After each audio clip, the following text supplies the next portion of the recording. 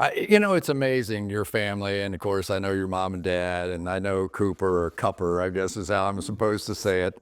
But it's got to be a little bit exciting for you because he was a player. He was a really good receiver, Yeah. and he was a player, got hurt, had some neck issues. Yeah.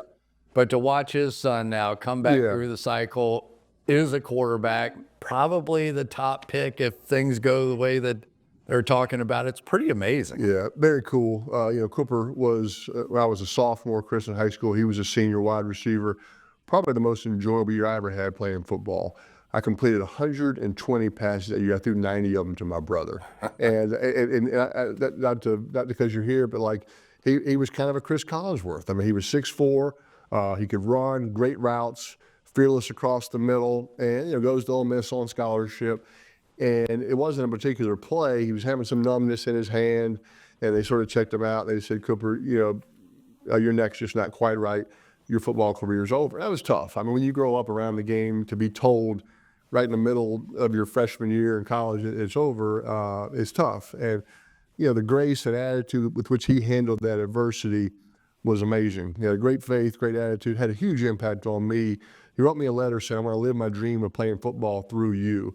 So every day that I played, I never took it for granted that I was healthy, playing a game, practicing, because it could be over at any minute. So look, never played football, but been great in business, raised a great family, became a social legend at Ole Miss, if that makes sense to anybody watching. He made his mark. But for him, to have this full circle, and he's got 3 great kids, but his son Arch is a great kid. Like I said, is very athletic, like his dad. I don't know why the speed sort of skipped me and Eli. It went from my dad to Cooper on to Cooper's son Arch. But he's a great kid. He's worked very hard. He's been very patient. I give him a lot of credit. In today's college football world, most kids that are highly recruited, if they don't play in their first or second year, usually transfer. But you were talking earlier today why you went to Florida, because you wanted to go to school there, wanted to play there. You went there as a quarterback. Your dad mentioned, hey, you want to transfer. You're like, no, I want to be here. It's why I went to Tennessee, because I wanted to go to school there. Arch went to Texas because he wanted to go to Texas and play for Coach Sarkisian. And so I'm real proud of him for staying and looking forward to watching him play this year. Can you just watch him? You know what I mean? Yeah. Can you, the quarterback and the analyst, can you just watch him and enjoy it, or is that just impossible? I kind of learned a little bit with Eli when Eli got to Ole Miss that I was watching the film of his games, and next thing you know, I got 4 pages of notes as I'm writing things down. And this is kind of, I leave a lot of voicemails and voice memos now. But I was, having conversations with Eli, and I wanted to help him. I wanted to just give him every knowledge that I had learned and pass it on. But I finally figured out, I said, let me be better off. Let me wait till Eli calls me and says, hey, what do you see, right? And so I really tried to take that same approach with Arch. He's my nephew, and he does call and reach out. And I think sometimes he probably regrets it.